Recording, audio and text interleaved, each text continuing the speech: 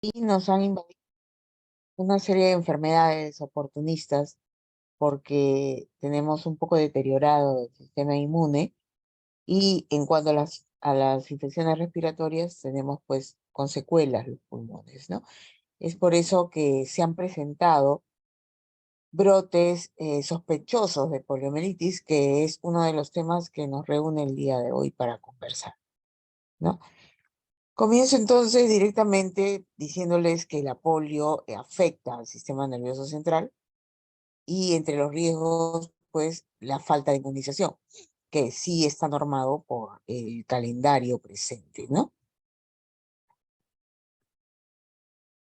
Y pues fue porque se erradicó en el 2019, supuestamente.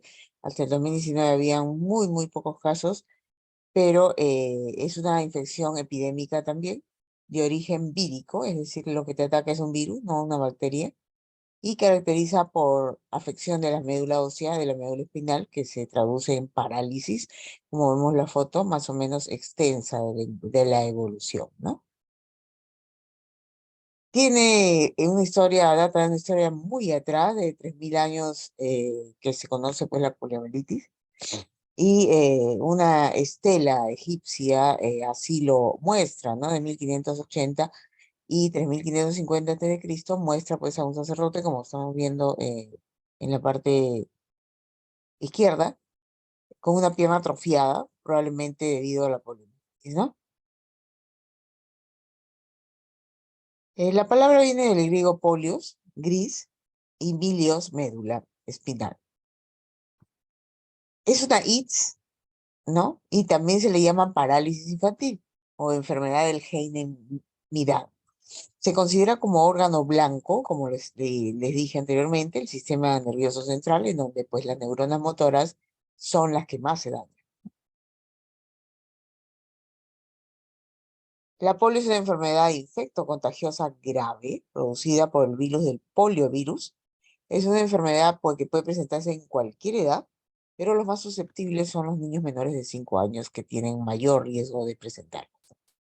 Los niños con polios tienen fiebre alta, malestar general, vómito, dolor de cabeza, dolor de piernas y finalmente aparece la parálisis. Su característica principal es que están asimétricos, como vamos acá, ¿no? Es la asimetría, ¿no? Es decir, pues la parálisis no es igual en ambas partes del cuerpo y puede causar la muerte. El agente etiológico, el huésped es el ser humano de cualquier edad, especialmente los menores de 5 años, y en el medio ambiente que ellos les gusta estar es en medios de calor, primavera, verano y templado del otoño, ¿no? Se produce por transmisión de infecciones fecales orales. El virus entra por la parte del sistema nervioso central, como les dije, e interfiere en toda la médula ósea que está dentro de las vértebras, ¿no?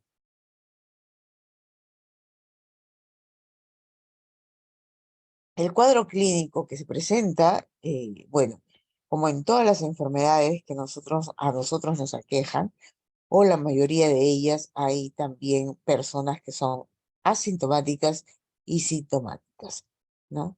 Y sintomáticas que pueden tener mayor repercusión de los síntomas o menor repercusión de los síntomas. También quiero que conozcan que hay una poliomielitis que es abortiva, una que es paralítica y otra que no es paralítica. Vamos a ver entonces.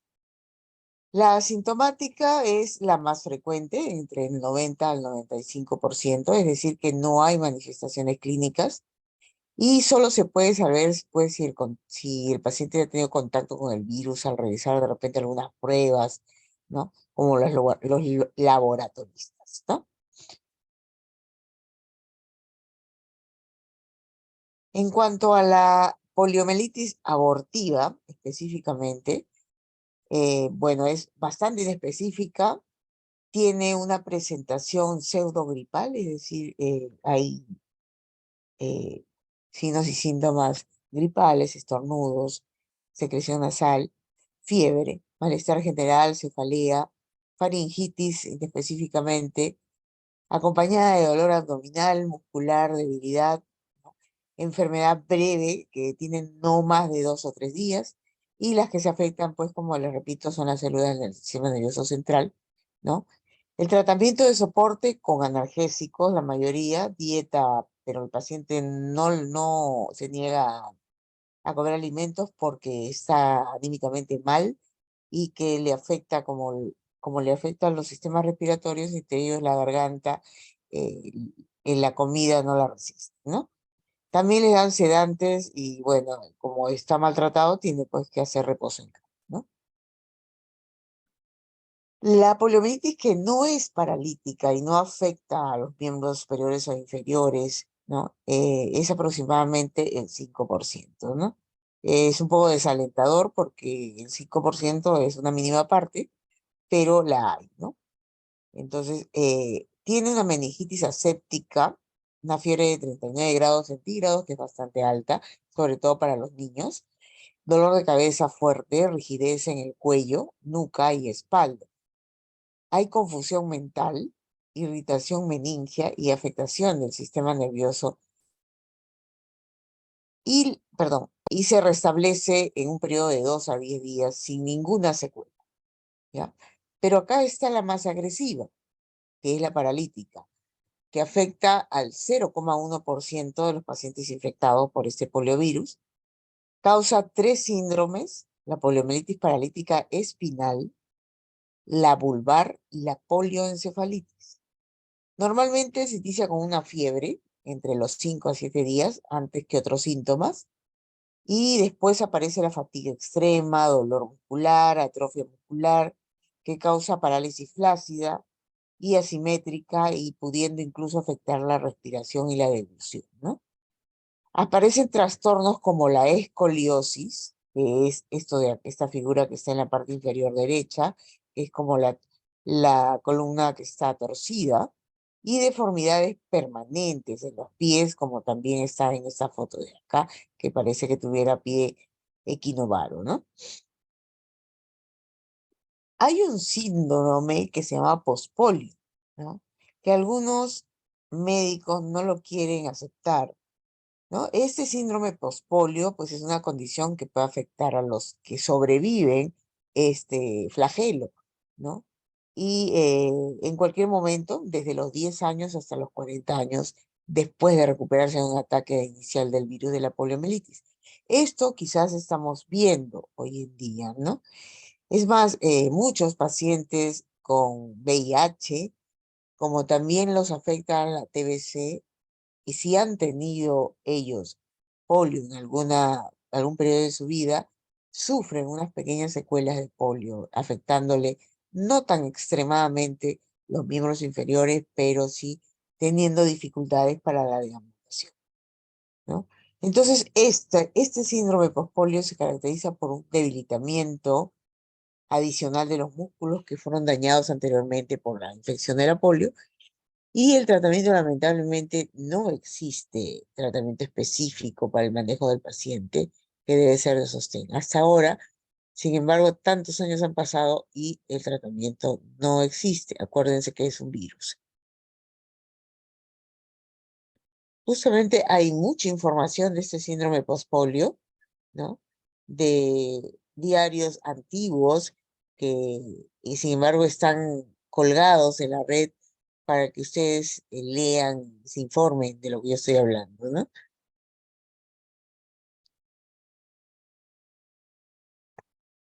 Un ratito, acá tengo otra información. Ah, ¿no?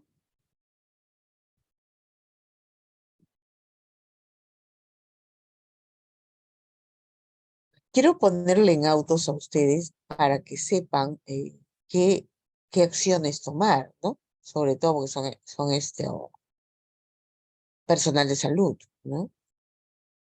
Vamos a ir ahora a lo que es el sarampión y la rubiola, ¿no? Espérense un ratito, por favor.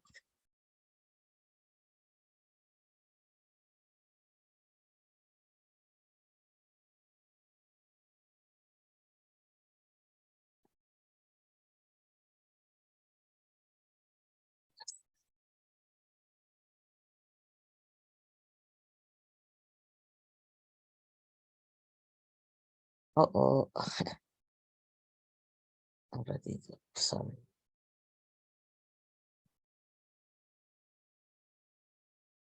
Un ratito que sea congelado, por favor.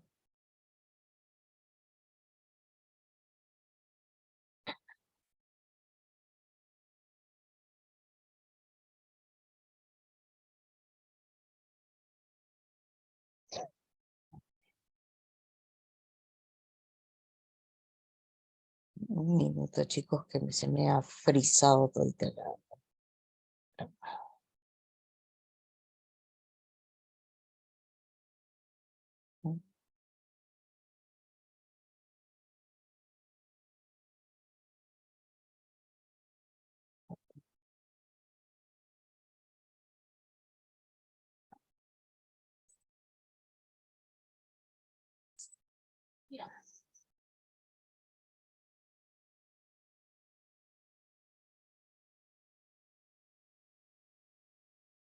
Lo voy a dejar tal cual porque cuando lo amplío es que se me pone loca la máquina.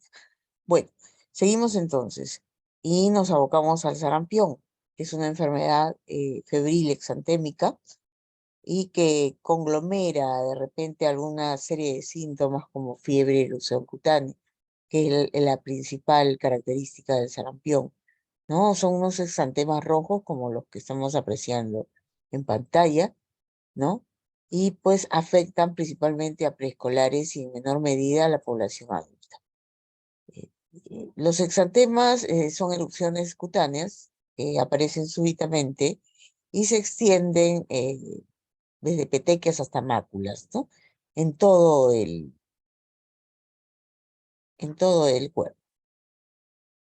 El diagnóstico, ¿cómo lo realizo? Es un diagnóstico diferencial clínico, pues es bastante real, ¿no? Porque pues los exantemas son indiferenciables, ¿no? Y de igual manera, pues, se tiene que considerar dónde habita las personas que lo tienen, ¿no? La vigilancia epidemiológica que nosotros debemos tener es detectar, notificar, el estudio oportuno, la toma de la muestra, el análisis de la información y la emisión de las recomendaciones que debemos dar. El sarampión tiene esta presentación. Hoy en día no había bajado la incidencia, bajado, pero no desaparecido. Pero con todo esto, este revuelo de post-pandemia, pues como que se ha vuelto a repercutir un poco, no a daños inmensos, hay que ser reales, ¿no? Pero con todo esto de la baja inmunización y de que nuestro organismo ya no es, no es igual que antes, pues nos están atacando, ¿no? Es una enfermedad del sarampión viral, no es bacteriana, es viral, ¿no? Que pertenece a la familia de la Paramyxoviridae del género Morbillovirus, que es el ser humano es el único reservorio pues, del virus, ¿no? Se transmite por la diseminación de gotitas, igual que la TBC, igual que la influenza, igual que el coronavirus, que se suspenden en el aire por contacto con las secreciones nasales faríngeas infectadas del huésped, ¿no? Su periodo de incubación es de 7 a 10 días y se puede transmitir 4 días antes y 4 días después de la aparición del exantema, ¿no? Está en periodo de contagio. El cuadro clínico, pues aparte de las exantemas, petequias que se presentan en todo el cuerpo, se caracteriza por la fiebre elevada. Aparece una conjuntivitis también en los ojos de la persona y pequeñas y unas manchas pequeñas con centro blanco o blanco azulado sobre una base eritematosa de la mucosa del vestíbulo de la boca, como están viendo en esta figura, que también hay exantemas que tienen un puntito blanco, ¿no? Que son diferentes de los que se presentan en el cuerpo, ¿no? El exantema macopopular con dirección cefalocaudal, es decir, contamina todo el cuerpo, pies, manos, ¿no? Cefalocaudal, aparece alrededor del día 14, posterior a la exposición del virus. ¿no? Es más grave la figura en lactantes desnutridos y adultos mayores, que también no ha bajado mucho la incidencia de presentación en ellos, pero no digamos que están exentos. En cuanto a las complicaciones, las más frecuentes, la otitis media, eh, le llega al paciente a doler el oído y el dolor de oído es insoportable, es bastante fuerte. La neumonía, ¿no? Y la laringo traqueobronquitis. El paciente bota constantemente secreciones, le duele todo eso por la tos productiva que tiene, le duele todo la tráquea, la laringe y los bronquios, ¿no? Y panencefalitis, que es el resultado de la misma replicación del virus o de una afección bacteriana agregada. O sea, tienes el virus del sarampión y encima tienes una bacteria que te está afectando con neumonía. En cambio, la rubiola, ya, que es diferente, parecida pero diferente, y ahora vamos a saber diferenciarla una de la otra, es una enfermedad pues infecciosa también, altamente contagiosa, causada por el virus de la rubiola, de la familia del Togaviridae, del género Rubivirus, que afecta principalmente a niños y adultos jóvenes. Y el periodo de incubación es de 14 a 23 días, ¿no? ¿Cómo se transmite? Es de 4 días antes y 4 días después. Ahí el paciente transmite la rubiola. Y después comienza con estos exantemas que vemos en la figura de acá, ¿no? Un exantema macopopular, también puntiforme y difuso, cefalocaudal, también no distingue zona, en todas las zonas se presenta, y se confunde con el exantema del sarampión, ¿no? O la escarlatina, que también conocen al sarampión como el nombre de escarlatina, ¿no? En los niños, por lo general, la enfermedad es bastante leve. Existe transmisión de madre a hijo, la rubiola puede transmitirse de la madre al hijo si ésta adquiere la infección pues durante el periodo de gestación, ¿no? Y poco o antes del parto o durante las semanas 8 a 10 de la gestación, ella le transmite la rubiola como llamada síndrome de rubiola congénita.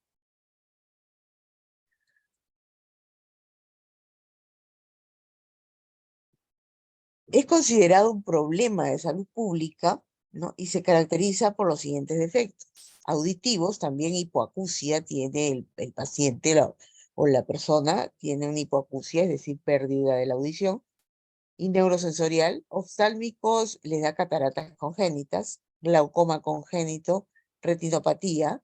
Las cardíacas, hay coartación de la aorta, estenosis pulmonar, conducto arterioso persistente, comunicación intraventricular, comunicación interauricular y tetralogía de Fallot.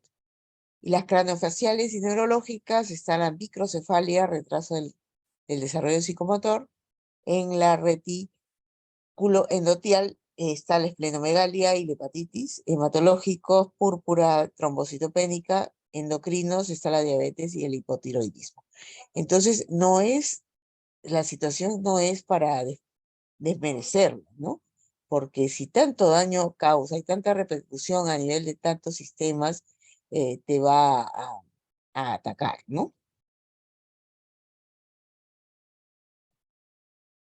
Esa es esta situación epidemiológica ya hasta el 2017, fíjense ve cómo ha estado en la Ciudad de México en estos años, ¿no? La Ciudad de México tiene, y mucho parecido con nosotros, padece casi las mismas enfermedades, ¿no? Por ser latinos también. ¿No? Pero sin embargo iba descendiendo, ¿no? Y no es que haya tampoco disminuido al 0%, pero yo creo que todo por la pospandemia, ¿no? En cuanto a la historia del sarampión, fíjense lo más que data en 2016, la Organización Peruana de la Salud y la OMS declaró a la región de las Américas libre del sarampión, ¿no? ¿Qué nos está pasando entonces? ¿Por qué han repercutido esta enfermedad y bueno, el dengue lo hemos tenido siempre y lo seguimos teniendo, y la rubiola y la polio, ¿no? qué está sucediendo, ¿no?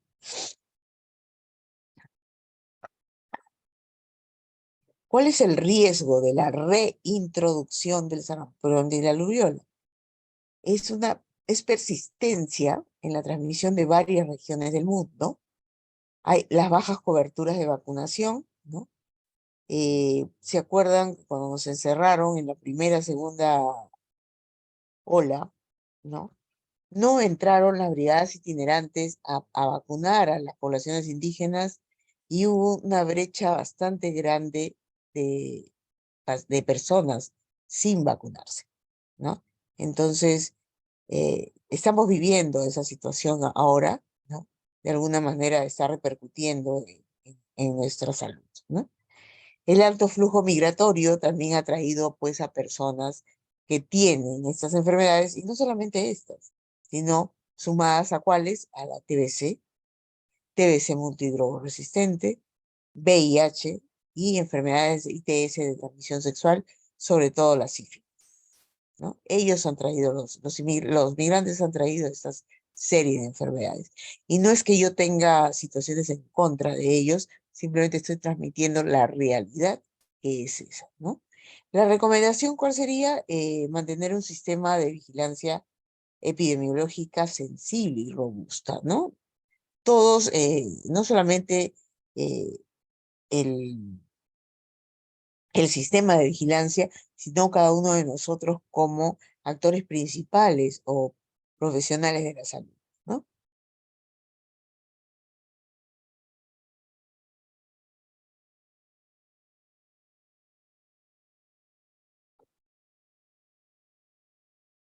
¿Qué acciones debo tomar para los casos sospechosos del síndrome de rubiola congénita?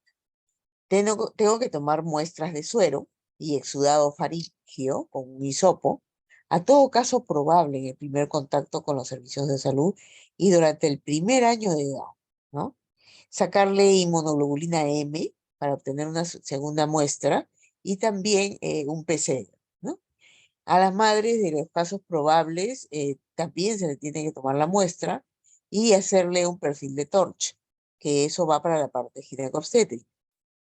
Y notificar inmediatamente, de manera inmediata, en las primeras 24 horas a partir de su detección, ¿no?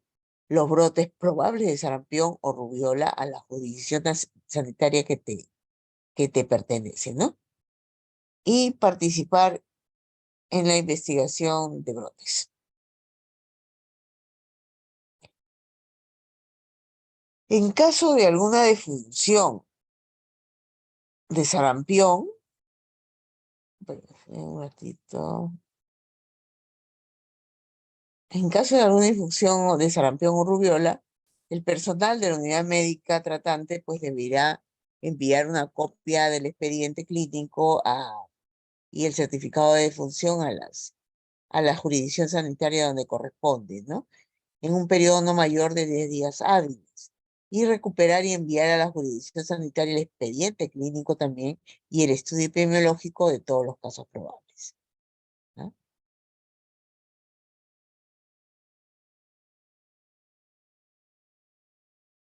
Los procedimientos para la vigilancia epidemiológica, cuando tienes algún contacto directo, en caso confirmado, en el hogar, pues personas que duermen en la misma habitación, personas involucradas en el cuidado infantil, escuelas o ambientes educativos, personas que comparten la sala de espera con el caso confirmado, compañeros de trabajo, personas presentes en áreas donde hubo un caso confirmado y el aviso por los medios de comunicación posibles. Las acciones que debemos tomar en estos casos, identificar pues al 100% los casos probables y seguir las estrategias de seguimiento de los viajeros internacionales expuestos a un pasajero infeccioso.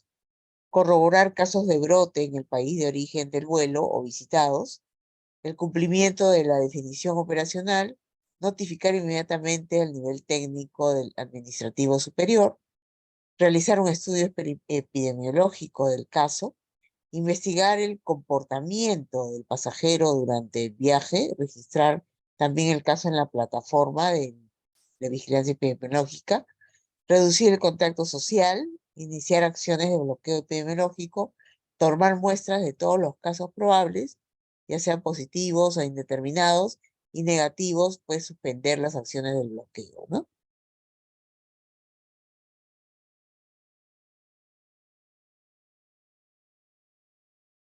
Tenemos que estratificar la búsqueda de contactos, clasificarlos según edad, proximidad, actividad del caso, dentro de lo que es la jurisdicción y el periodo de la transmisibilidad, ¿no?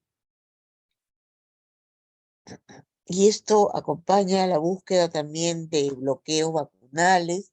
Debemos coordinar con la jurisdicción sanitaria que nosotros estamos, notificarlos y que ellos tengan a bien iniciar de repente una vacunación extraordinaria para poder hacer este seguimiento, ¿no?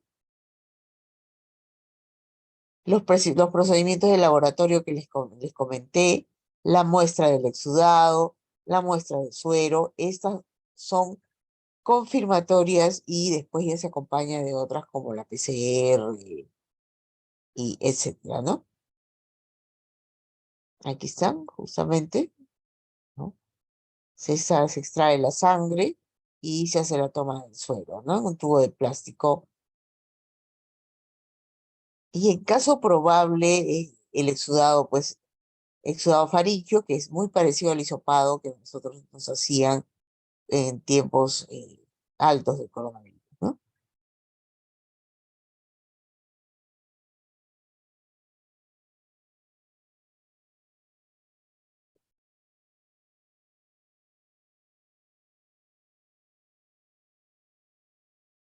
Me voy a la otra PPT, un momentito.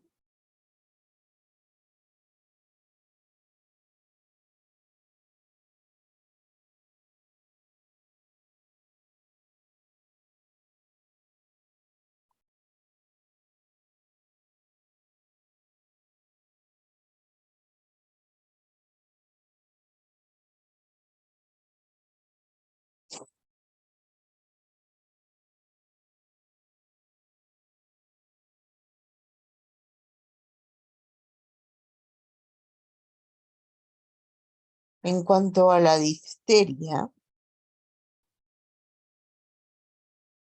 que también nos sorprendió en un tiempo de pandemia, ¿no? Y hay que tener los conocimientos al día para poder contrarrestar y evitar este problema. Es una enfermedad bacteriana en esta oportunidad, aguda del tracto respiratorio superior, que compromete las amígdalas, faringe, laringe, nariz y a veces otras membranas mucosas y la piel, ¿no? Se caracteriza por presentar la aparición de una membrana grisácea adherente con inflamación a su alrededor. Y puede acompañarse de fiebre, dolor de garganta, odinofagia, náuseas y cefalea. Cuando es en la parte laringotraqueal, presenta disfonía, dificultad respiratoria alta, con tiraje supraclavicular y supraesternal. Las complicaciones más comunes de la difteria y graves son causadas por la toxina, ¿no? En el sistema nervioso central, que produce parálisis, principalmente en el paladar blando, ojos o diafragma, y la miocarditis en el corazón, que aparece en una forma bastante precoz entre el tercer y séptimo día, manifestándose por el colapso circulatorio, arritmia cardíaca y el paciente puede fallecer en horas. En el 50% de los casos ocurren cambios en el electrocardiograma que te dan luces de que algo está ocurriendo. La enfermedad no produce inmunidad, por lo que el paciente debe iniciar o continuar el esquema de vacunación una vez resuelta la fase. ¿Cuáles son las características generales? El agente etiológico que te ataca es el Corynebacterium diphtheriae. El reservorio es el hombre. La distribución es a nivel mundial. El modo de transmisión es el contacto con las secreciones y o lesiones del enfermo portador. El periodo de incubación de 2 a 5 días. La transmisibilidad, 2 semanas en secreciones y exudados. Susceptibilidad es universal, la inmunidad solo por la vacuna y la letalidad es del 5 al 10%. La tosferina, que es esa tos convulsiva que nuestros abuelos nos han enseñado, o de repente ustedes han podido apreciar muchos años atrás, que también se ha repercutido, ¿no? Las características generales de esta tosferina o tos convulsiva, el agente etiológico es la Bordetella pertussis, el reservorio es el hombre, la distribución es a nivel mundial. ¿Cómo se transmite? Con las gotitas de la saliva eliminadas con la tos o al hablar. El periodo de incubación de 7 a 10 días.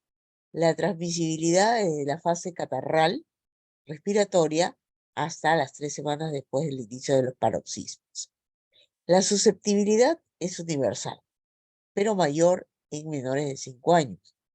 La inmunidad por vacuna de 10 a 12 años, prolongada después de la enfermedad, y la letalidad, aunque es baja, hay que tenerla presente, ¿no? Es el 1%. Hay caso confirmado, ¿no? El caso probable confirmado por laboratorio o epidemiológicamente relacionado con un caso confirmado por laboratorio, ¿no? La notificación es inmediata de todo caso probable o confirmado y debe ser investigado dentro de las 72 horas de captación o notificado. El tétanos, que tampoco no debemos de merecerlo, el agente etiológico es el Clostridium tetani, el reservorio son los intestinos de los animales y el hombre, tierra contaminada también, distribución mundial, mayor en zonas agrícolas, el modo de transmisión por esporas a través de las heridas de piel o mucosas, periodo de incubación de 3 a 21 días, la transmisibilidad no se transmite de persona a persona, la susceptibilidad universal, la inmunidad, tenemos inmerso en el calendario de vacunación esta, para prevenirla, y pues cuando ya estás enfermo no puedes inmunizarte, igual que cuando tienes coronavirus no te podías vacunar, ¿no? La letalidad es alta, como están pudiendo apreciar, es del 50 al 70%. Hay algo que sí nos persigue, que es el tétanos neonatal, ¿no? También el Clostridium tetani es el responsable de ello. También el reservorio es el mismo, los intestinos de los animales y el hombre y la tierra. La distribución también es mundial. El modo de transmisión, ¿cuál es? Introducción de esporas al cordón umbilical por contacto directo o instrumental. El periodo de incubación es de 3 a 28 días. La transmisión no se transmite de persona a persona. Son susceptibles solo los recién nacidos de madres vacunadas. Y la letalidad es bastante alta, del 50 al 90%. El caso probable, inmediatamente el niño con historia clínica y con rigidez generalizada o hipertonía, porque hay rigidez de nuca, rigidez de miembros superiores e inferiores, ¿no? Tienes que confirmarlo y notificarlo al centro eh, más cercano que tengas, ¿no? El niño menor de 28 años con el caso confirmado presenta llanto, alimentación normal en los 2 primeros días, inicio de la enfermedad entre el tercero y 28 día de vida e incapacidad para succionar, seguida de rigidez muscular generalizada o convulsiones, ¿no? Está también la parotiditis, que aunque ahora último no hemos visto muchos casos de paperas, ¿no? Esta es la parotiditis. Es una enfermedad viral aguda, contagiosa, se caracteriza por fiebre, hinchazón y dolor al tacto de o más glándulas, por lo general las salivales, la parotidia y a veces las sublinguales y las submaxilares, ¿no? En ciertas ocasiones ataca el sistema nervioso central, páncreas, testículos del 15 al 20% y ovarios al 5%, ¿no? Alrededor de un 30% de estas infecciones son subclínicas, rara vez es letal. Las complicaciones más comunes son esterilidad en ambos sexos, meningitis aséptica, pancreatitis, pericarditis, artritis, mastitis, nefritis y tiroiditis. El agente es el Paramoxovirus, el virus de la papera. El reservorio, el hombre infectado únicamente. El modo de transmisión, igual por las gotas de aerosol, las secreciones orofaringias, o de repente por contacto con la saliva de la persona infectada. El periodo de incubación de 14 a 21 días, usualmente 18 días. La transmisibilidad desde los 6 días antes hasta 9 días después de que aparecen las manifestaciones clínicas. La susceptibilidad universal, la inmunidad por la enfermedad clínica o subclínica, la vacunación, ¿no? Que es la principal, el principal medio por el cual puedes prevenir e evitar esta situación. El dengue, que lo conocemos bien, que lo conocemos y que la casuística ha aumentado. ¿Por qué? Por el estado de inmunidad, por la aparición del fenómeno del niño que tenemos, que ha traído varios insectos para nosotros, no solamente el dengue, sino varios insectos más, ¿no? Entonces, creo que las zonas de la selva son situaciones o zonas endémicas donde se presenta ello, ¿no? Pues el virus del dengue 1, 2, 3 y 4, tenemos que ataca, el reservorio es el hombre y algunos primates también. La distribución es a nivel mundial, sobre todo en zonas donde hay calor. El modo de transmisión es a través del vector Aedes aegypti. El periodo de incubación es de 3 a 14 días. La transmisión es un día antes de los síntomas hasta el quinto día de la enfermedad. La susceptibilidad universal, la inmunidad, la enfermedad produce inmunidad y no existe vacuna hasta ahora. La letalidad, el 10%, que no es desmerecible, en casos de síndrome de shock por dengue, ¿no? Y también el dengue hemorrágico.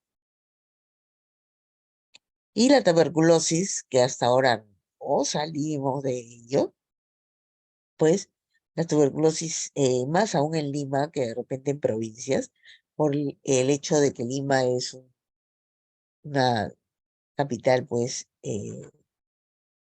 que tiene mucha humedad, ¿no? Y entonces es por ello que la repercusión y el impacto, ¿no?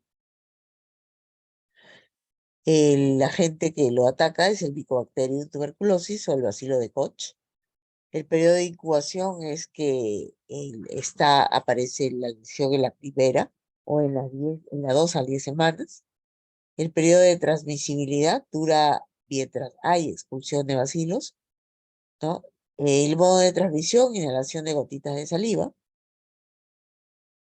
Es la causa de mortalidad primera en el mundo, ¿no? En Colombia, por ejemplo, está en la cuarta causa de mortalidad, ¿no? Es el que más tiene presente y hay más mortalidad en cuanto a los países, ¿no? El grupo susceptible de meningitis tuberculosa son los menores de 1 año. Hay resistencia a los medicamentos antituberculosos y la infección por el VIH también es una amenaza para su control.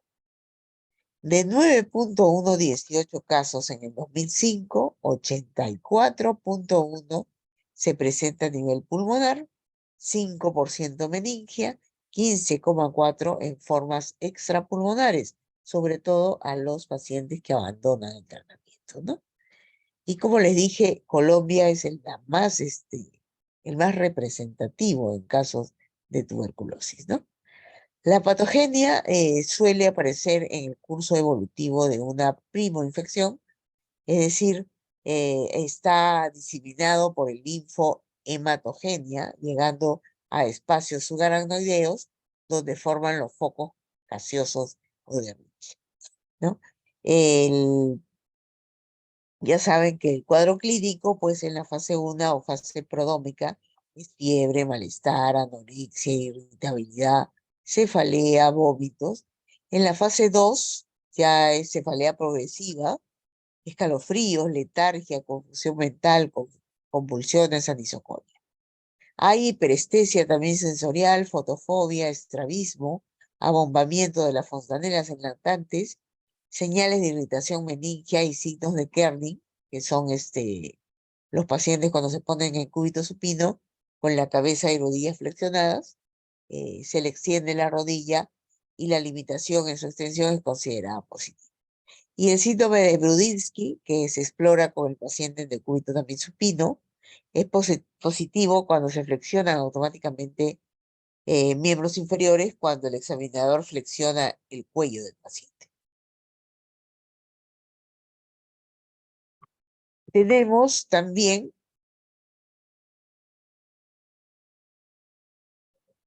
que es compatible con el cuadro clínico de la meningitis, se le hace un cultivo o BK o prueba de esputo al paciente para confirmar y por protocolo se hace el segundo BK cuando ya es confirmada la infección, ¿no? Por protocolo mismo de lo que ha normado MINSA, ¿no?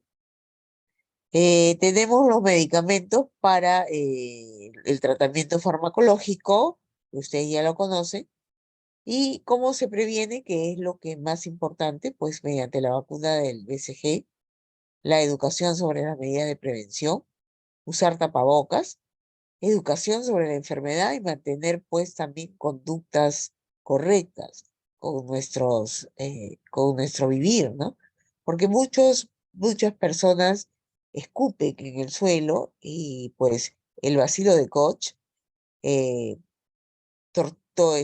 tolera la resequedad por 48 horas. Es decir, que se queda viviendo ahí y pues, claro, tendríamos que tener un contacto directo con el esputo de la persona que lo ha eliminado en la vía pública, pero igual los niños y todo eso podrían infectarse, ¿no?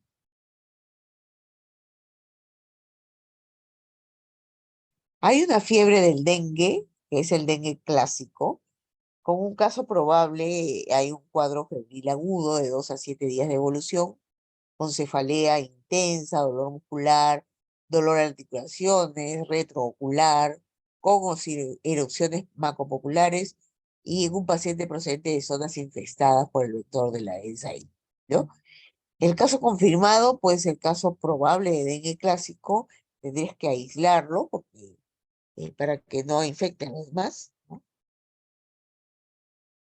Y el dengue hemorrágico, que ya trae como consecuencia un síndrome de shock por dengue, es el caso probable con aislamiento. También tiene que tener aislamiento viral positivo en el laboratorio y o presencia de anticuerpos en el suero contra el virus en 2 muestras, en fase aguda y en la convalescencia, para ver cómo.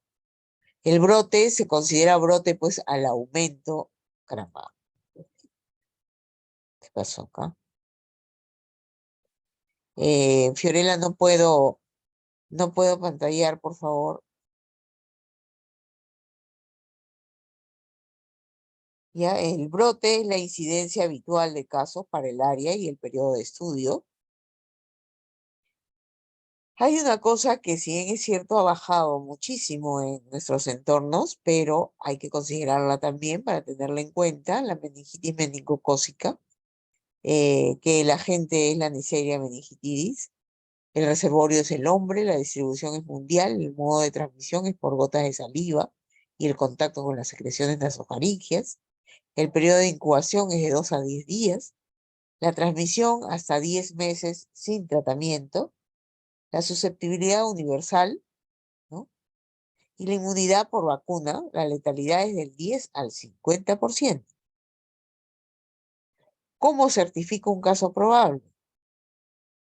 El paciente con síndrome meningio presenta fiebre, rigidez de nuca, cefalea intensa, vómitos, somnolencia, convulsiones en menores de 1 año, por la fiebre alta, irritabilidad en menores de 1 año también, abultamiento de la fontanela, que presenta necesariamente una o más de las siguientes características: púrpura, que es una enfermedad sanguínea hematológica, con erupción de petequias; shock; diplococos gram negativos en el gran de líquido cefalorraquídeo, y el portador es la persona asintomática en cuyas secreciones nasofaríngeas se aisló el meningococo. El caso confirmado es el caso probable con con cultivo positivo de líquido cefalorraquídeo, o la sangre positivo a Neisseria meningitis, ¿no? Y en el caso de brotes o epidemias, pues se ha consignado que se considerará caso confirmado al caso probable que presente esta positividad en el líquido cefalorraquídeo con aumento de proteínas e hipoglucorraquia, y el caso probable con nexo epidemiológico en el contacto del caso confirmado. Debemos también diferenciar la neumonía vírica de la neumonía bacteriana, que es la más común.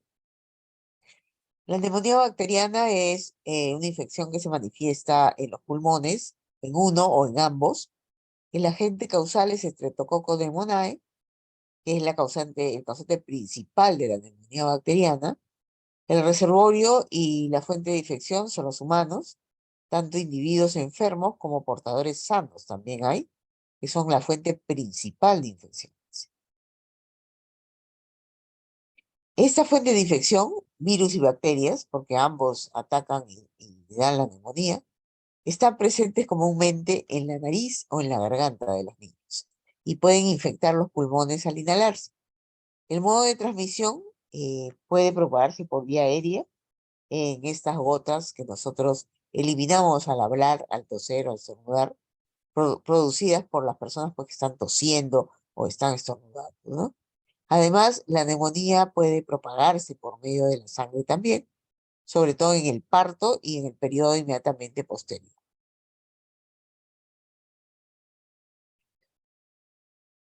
Las bacterias que causan la neumonía pueden infectar cualquier persona, cualquier sexo y edad. Sin embargo, más frecuentes son neonatos y ancianos. Las personas inmunocomprometidas también, las personas con VIH, tienen una respuesta inmunitaria baja y entonces pues son más susceptibles de contagiarse, ¿no? El diagnóstico se debe auscultar para determinar si hay sonidos anormales en el tórax que me indiquen que hay una secreción de moco, tomar en cuenta una muestra para hacer un conteo de glóbulos blancos que me van a caracterizar la infección presente, ¿no? Tomar una muestra de sangre y o mucus para identificar el patógeno causante de la infección y ordenar radiografía de tórax para confirmar la presencia de infección y la gravedad, el compromiso pulmonar que ha afectado, ¿no? La conducta, pues las bacterias hacen que los sacos de aire, acá están los alveolos, que acá están con lupa, ¿no? Se inflamen y se llenen de pus, como están apreciando acá. Líquido y desechos celulares. Esto también pasaba con el COVID, ¿no? Entonces la gente se iba a poner el pulsoxímetro y salía pues con 85-88% eh, en su resultado y se alertaba, ¿no? Pero ¿cómo vas a pretender tener una saturación de oxígeno de 98 o 99% si tus pulmones están llenos de moco, pus y situaciones que no te van a permitir respirar bien, ¿no? Entonces, hay un poco de decirte qué cosa está pasando, ¿no? Esto a menudo pues afecta el organismo para el intercambio gaseoso, el intercambio de oxígeno y dióxido de carbono. Y si tienes neumonía bacteriana, pues podrías tener dificultad para respirar o sentir dolor al respirar, ¿no? En cuanto a la fiebre amarilla, que también acompañan a los situaciones de sectores que, que son de mucho calor, ¿no? Es una enfermedad infecciosa también, endemoepidémica, producida por un virus perteneciente al género Flavivirus. El agente causal en el ciclo selvático actúan pues distintas especies de mosquitos del género Amegomus, ¿no? Es una enfermedad que se transmite por medio de la picadura de un mosquito. El periodo de la incubación de la enfermedad va de 3 a 6 días desde la exposición, que es la picadura del mosquito. En cuanto al reservorio de la fiebre amarilla, se distinguen dos tipos, según los ciclos epidemiológicos que se dan en esta enfermedad. el ciclo selvático y el ciclo urbano. No olvidemos que para evitar esta situación debemos de vacunar a nuestros bebés para que de esta manera evitar, ¿no? Estas situaciones, no solamente en este aspecto. ¿Por qué la vacunación debe continuar siendo una prioridad? Porque las enfermedades inmunoprevenibles todavía están matando, porque los brotes constituyen una amenaza y porque las enfermedades pueden ser controladas y eliminadas. Depende de nosotros. La vigilancia epidemiológica de las enfermedades inmunoprevenibles es imprescindible para valorar el impacto de los programas de vacunación en la comunidad.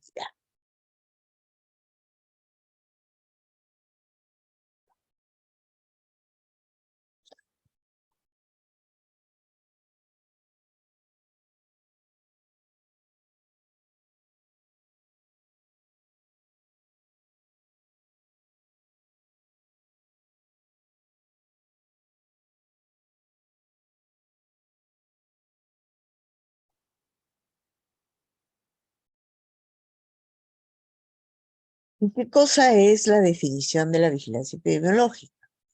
Es un proceso por el cual todos estamos comprometidos a realizarlo, ¿no? Es permanente porque hay situaciones de salud diferentes en todos nuestros entornos y esto nos va a permitir utilizar una información para tomar las decisiones de intervención, ¿no? Las decisiones varias que podemos tomar de acuerdo a la presentación, ¿no?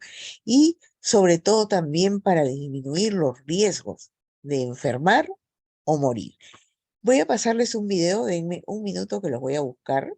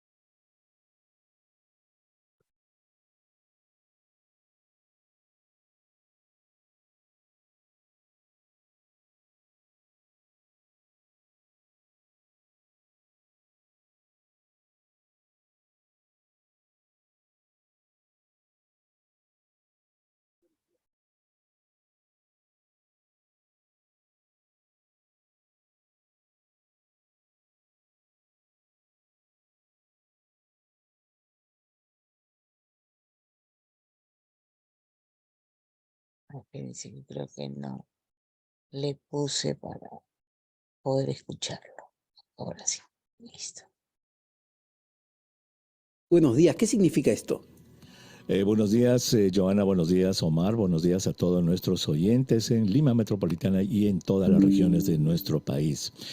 Efectivamente, Omar, ayer se informó después del Consejo de Ministros que el gobierno ha decretado una emergencia sanitaria en el que se piensa vacunar a más de 2,5 millones de niños menores de 5 años contra poliomielitis y sarampión en 12 regiones del Perú: Amazonas, Arequipa, Lambayeque, la región Lima, Puno, Madre de Dios, Lima, Loreto, Moquegua, San Martín, Tacna, Tumbes, Ucayali y el Callao.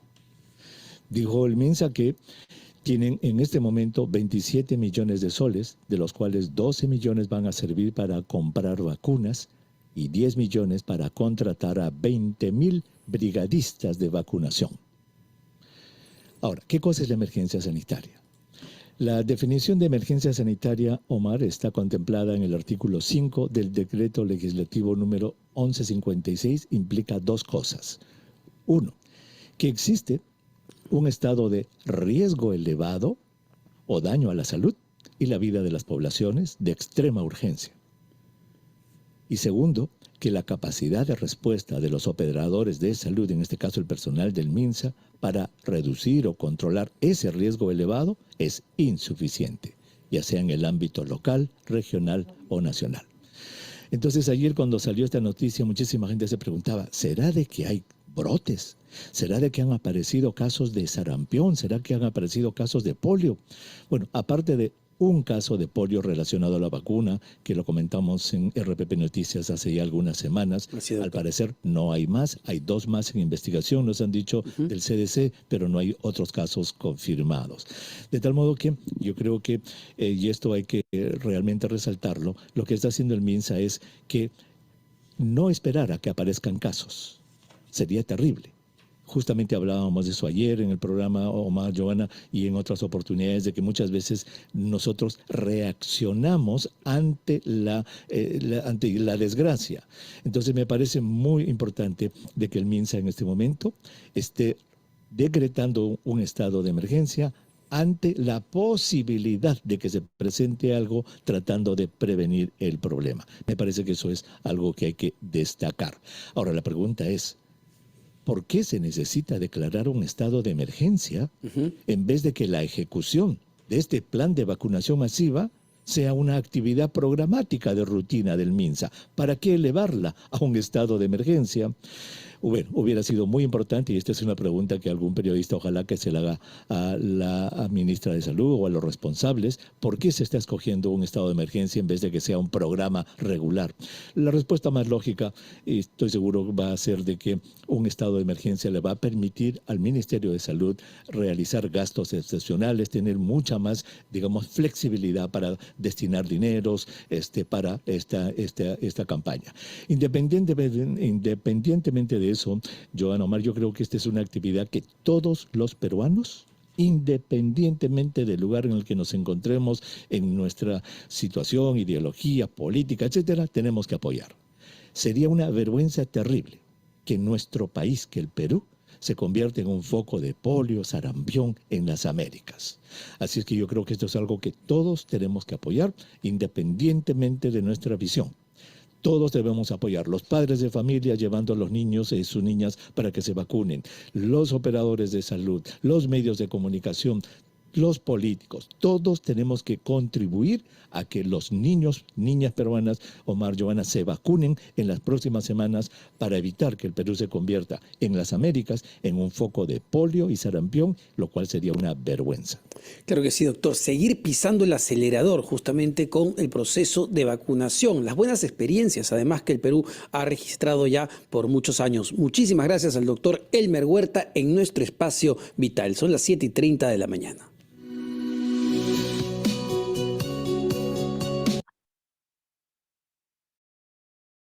Hay que tener en cuenta entonces, según lo establecido o lo confirmado por los epidemiólogos y expertos en cuanto a los brotes, eh, si bien es cierto, ya lo aclaró, de que solamente era una alerta, que todavía no crecieron los casos, y eso hay que tomarlo muy en cuenta, pero no hay que desestimar las prevenciones y la promoción, que es lo vital en estos casos, ¿no? Por ahí se empieza de que no entren las enfermedades oportunistas, ¿verdad?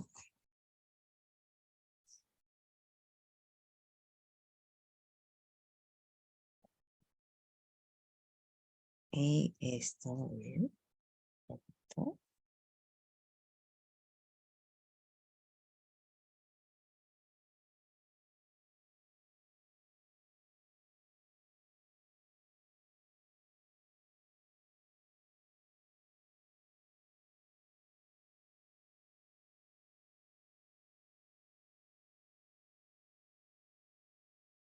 Quiero que tengan en cuenta esto de acá, y luego también les voy a presentar otro video, que las principales actividades de vigilancia epidemiológica no solamente lo tienen los epidemiólogos, claro que recae, perdón, directamente en ellos, pero la vigilancia la hacemos todos nosotros. Estamos obligados por vigilar y también confirmar el caso, y también darlo en conocimiento, ¿no? Primero seleccionamos y priorizamos las enfermedades o eventos a vigilar según nuestro alrededor, porque no es igual costa, sierra y selva. establecer definiciones de caso, identificar la fuente de datos de la cual recibí, porque tampoco no se van a dejar llevar porque alguien dijo, tienen ustedes que confirmar el caso, verlo, ¿no? Definición de criterios para la notificación y reporte de datos, la forma de la notificación, email, online, telefónica, etcétera, la frecuencia con la que se da el comportamiento, si es semanal, diaria o inmediata, la fecha y hora de la notificación, la recolección de los datos que puedas tener, el procesamiento del mismo y la diseminación de la información y tomar las decisiones para la prevención, ¿no?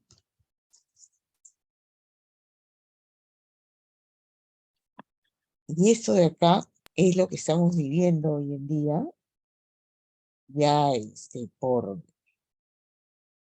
el hecho del fenómeno del niño, ¿no? Un ratito que les voy a pantallar.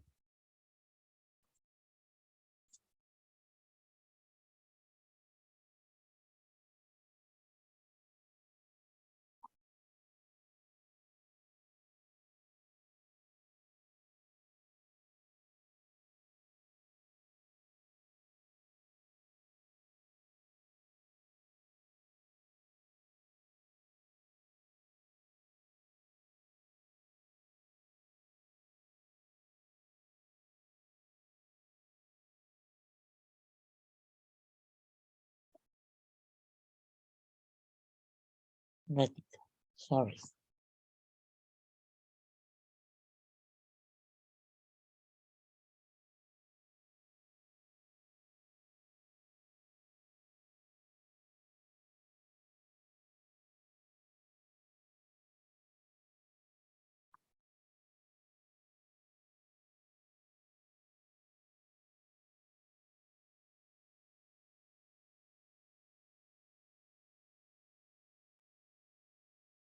Ahora vamos a recibir información en directo con nuestra compañera Fiorella Ramírez, quien se encuentra en Jesús María, porque el Ministerio de Salud está brindando una conferencia en especial para ver la evolución epidemiológica de los casos del dengue en el país. Toda la información con Fiorella Ramírez. Fiorella, buenas tardes. Buen día, Andrea, directo e indirecto. Así es, se está desarrollando en estos momentos la conferencia de prensa por parte de representantes del Ministerio de Salud en relación a los casos de dengue. Según lo que se ha informado hasta el momento por parte del MINSA, a la fecha, es decir, hasta el 12 de junio, se han confirmado 74.066 casos, esos solamente casos confirmados a nivel nacional, y en esos momentos se está tomando la palabra el representante del MINSA, Víctor Suárez, para realizar una pregunta.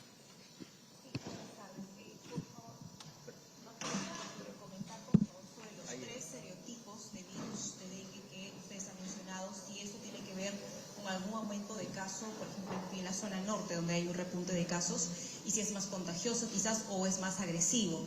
Mi segunda pregunta es, se habla de un posible fenómeno del niño y un fenómeno niño global. ¿Qué acciones concretas se van a realizar, sobre todo en la zona norte, que podría ser el lugar afectado? Gracias. Sí, gracias. El aumento de casos por el dengue, y en especial este año, es multifactorial, ¿no? No hay una sola causa. Como ya se explicó, tenemos un problema, es un determinante social, como le conocemos, que es el acceso al agua, y que persiste en todas estas zonas donde hay amplia distribución del dengue. Y además de ello se agrega el cambio climatológico. Como ha mostrado el doctor Munaico, hay un cambio sustancial en las temperaturas que esperábamos que ocurrieran. O sea, en este momento, por ejemplo, nosotros deberíamos estar con frío, bien abrigados, pero sin embargo tenemos todavía temperaturas altas. Y eso está sucediendo en todo el país en general, ¿no? Las lluvias se han prolongado más allá de lo que debía prolongarse en otras regiones, temperaturas siguen más altas, y eso contribuye a que hayan más criaderos y a que el mosquito tenga un ambiente más favorable para seguir reproduciéndose. A esos factores agrega también el factor biológico, como mencionaba, que es el de los serotipos. Es decir, que hay más de un serotipo, 2, incluso 3 en el caso de Lima, que están circulando y que propician que las personas puedan infectarse o volver a infectarse nuevamente, ¿no? Y más aún si tenemos un genotipo como es el Cosmopolitan, que les mencionaba, ¿no?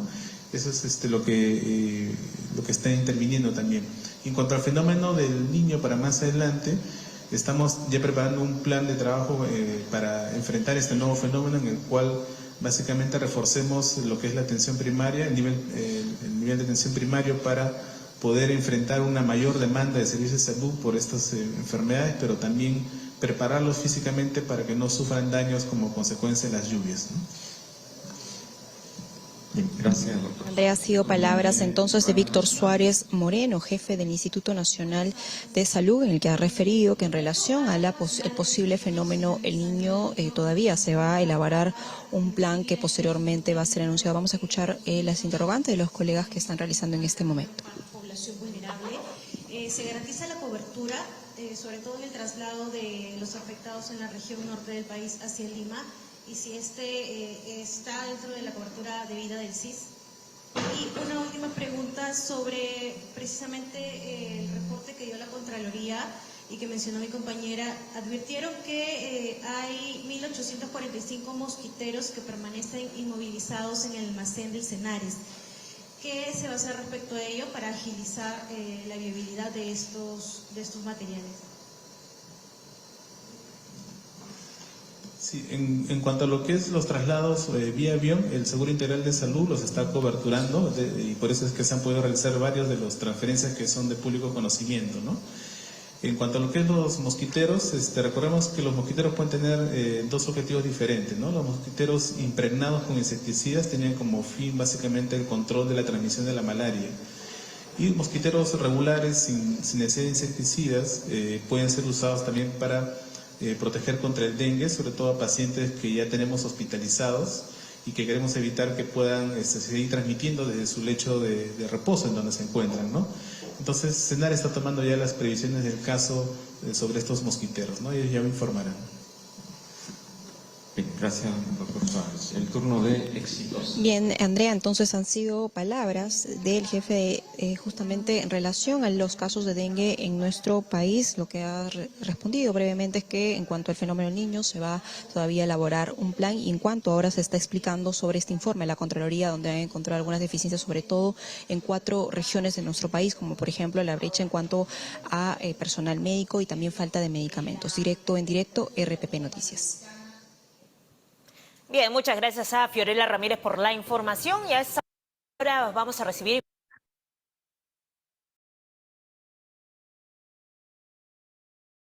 Bueno, estimados presentes, estoy llana a sus inquietudes, preguntas, disertaciones, observaciones, aportaciones.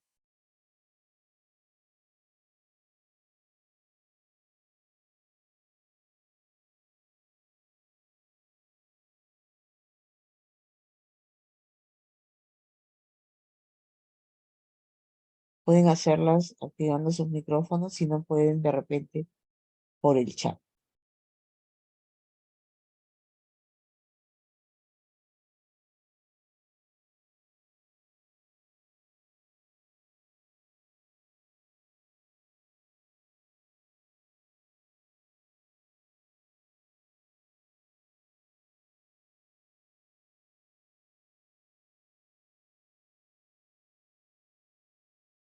Bueno, al parecer está todo claro. De igual manera, estemos atentas, no bajemos la guardia. Estamos todavía con el problema encima del niño y depende de nosotros la expansión de esta situación. Sabemos que los mosquitos se reproducen y de alguna manera de repente nos hace muy poco difícil el escenario de poder controlarlos, ¿no? Pero recuerden que las medidas preventivas han estado ahí, ¿no? Tal vez con el uso de mosquiteros con insecticidas, como en la entrevista vieron que se mencionó, quizás sea alguna ayuda o bastante ayuda para nosotros para poder lidiar con este tipo de problemas, ¿no? Que se están evidenciando no solo a nivel nacional, sino a nivel también de otros países, ¿no? Esto no, por el fenómeno del niño que está atacando a muchas zonas.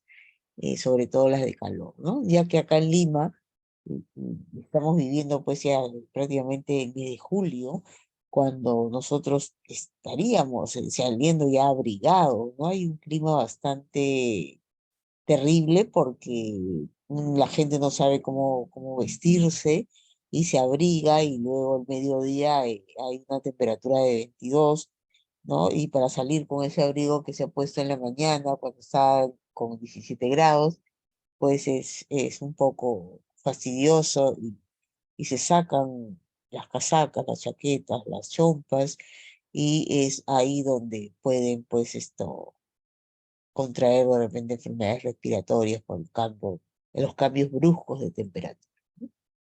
En nosotros está, ¿no? También el cuidar de nuestros semejantes, de nuestro alrededor, de nuestros propios pacientes, de nuestros propios familiares, para que no impacte tanto esta situación en cada uno. Nosotros somos los actores principales, acuérdense que somos el personal de salud clave para poder contrarrestar, poder sobrellevar esta situación que es pasajera. Esto ya tiene un periodo y se va. Recordemos esto, pero nosotros tenemos que ser los actores principales, ya que nosotros sabemos manejar esto. Les doy muchísimas gracias por su presencia en esta oportunidad con este tema y nos podremos ver o encontrar en otros posibles temas más adelante. Muchísimas gracias por su presencia.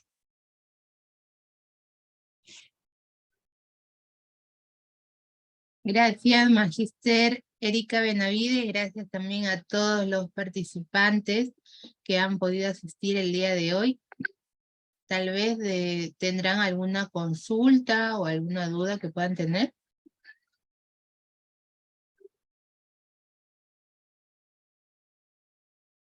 Pueden activar sus audios o escribir a través del chat.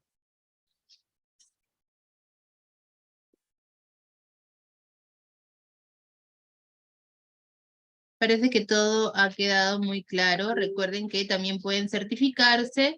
Realizamos certificaciones digitales y también en físico. Enviamos también a provincia y a Lima metropolitana. Bien, pueden contactarse con nosotros. Les vamos a dejar también el link a través del chat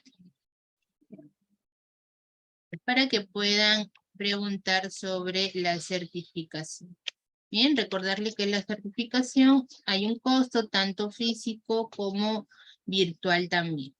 Bien, se les entregaría, aparte de la certificación, el enlace de grabación de la clase del día de hoy, más las diapositivas compartidas también el día de hoy. Perfecto, bien, si no hay ninguna duda, ninguna pregunta, sería todo hasta el día de hoy. Gracias a la Escuela de Capacitaciones ESESI también que ha hecho posible esta capacitación el día de hoy. Y muchas gracias por la participación a la magíster Erika Benavides. Buenas noches con todos entonces.